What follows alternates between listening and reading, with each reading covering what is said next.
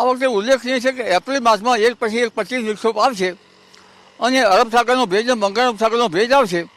એટલે એપ્રિલ માસથી જ પ્રી મોન્સૂન એક્ટિવિટી શરૂ થઈ જશે અને એપ્રિલ માસમાં વારંવાર હવામાનમાં પલટા આવશે. ક્યારેક ગરમી તો ક્યારેક પવન તો ક્યારેક અધિવંચર તો ક્યારેક ગરમીથી રાહત.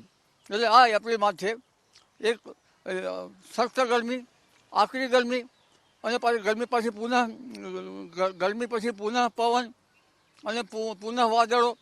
એટલે જે તાપમાનમાં છે વધઘટ રહેવાની શક્યતા રહેશે.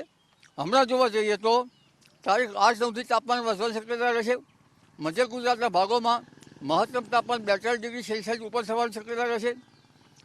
રાજ્યના મોટા ભાગમાં 4 ડિગ્રી સેલ્સિયસ ઉપર થવાની શક્યતા રહેશે અને પશ્ચિમ સૌરાષ્ટ્રના ભાગોમાં પણ ક્યારેક 34 કે 37 ડિગ્રી સેલ્સિયસ જેવાની શક્યતા રહેશે. સુરેન્દ્રનગર ઉત્તર સૌરાષ્ટ્રના ભાગોમાં પણ ગરમી રહેશે. કચ્છના ભાગોમાં પણ ગરમી રહેશે. પરંતુ સાબરકાંઠાના ભાગો અને દાહોદ વગેરે ભાગોમાં અને વિદર્ભ અને સંલગ્ન ભાગોમાં ગરમી વધારે રહેવાની શક્યતા રહેશે.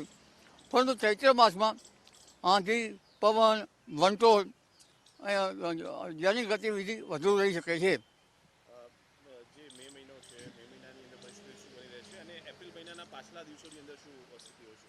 એપ્રિલ માસના પાછલા દિવસો જોઈએ એના પહેલાં આપણે જોઈએ તો 12 થી 18માં માવઠું થવાની શક્યતા રહે છે. જ્યારે આ માવઠું થવાની શક્યતા 12 થી 14 કે 15માં તેની ગતિવિધિ વધારે રહેશે અને આ માવઠું લગભગ ગુજરાતના મહદ ભાગોમાં થવાની શક્યતા રહેશે. કારણ કે પશ્ચિમી વિક્ષોભ અને અરબ સાગરનો ભેજ અને બંગાળના ઉપસાગરનો ભેજ આવવાની શક્યતા રહેશે. ત્યાર પછી પશ્ચિમ વિક્ષોભ આવવાની શક્યતા રહેશે અને તારીખ 17મી પછી ગરમી વધવાની શક્યતા રહેશે. 20 તારીખથી આકરી ગરમી પડવાની શક્યતા રહેશે. 26મી એપ્રિલ બાદ લગભગ મહત્તમ ઉષ્ણતામાં 43 ડિગ્રી સેલ્સિયસને પાર કરવાની શક્યતા રહેશે અને મે માસમાં તો 47 ડિગ્રી સેલ્સિયસ જેવું રહેવાની શક્યતા રહેશે. રાજસ્થાન ભાગમાં 49 ડિગ્રી સેલ્સિયસ જેવાની શક્યતા રહેશે. પરંતુ એપ્રિલ અને મે માસ એ બંને માસમાં પ્રી મોન્સૂન એક્ટિવિટી થશે એટલે વારંવાર હવામાનમાં પલટા આવી શકવાની શક્યતા રહેશે. પરંતુ આ વખતે ઉલ્લેખનીય છે કે લગભગ 10, 11, 12 તારીખ પછી પવનની ગતિ વધારે રહેશે મેની અને મે માસમાં 20 મે પછી ગરમી રહેશે. પરંતુ આ મે માસમાં અરબ સાગર અને બંગાળ ઉપસાગરમાં હલચલ જોવા મળશે અને બંગાળ ઉપસાગરમાં ચક્રવાતો સર્જાવાની શક્યતા રહેશે. જ્યારે મે માસના અંતમાં અને જૂનની શરૂઆતમાં અરબ સાગરમાં પણ હલચલ થઈ શકે છે. એટલે એક પછી એક હવામાનમાં પલટા આવ્યા કરે છે.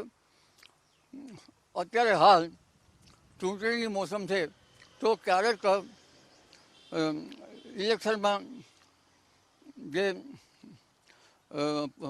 પ્રચાર પ્રસારમાં ક્યારેક વાતાવરણ સારું રહી શકે છે, ક્યારેક વાતાવરણમાં ગરમી રહી શકે છે. એટલે ચઢ ઉતારવાળું એપ્રિલ મહિનામાં વાતાવરણ રહી શકે છે.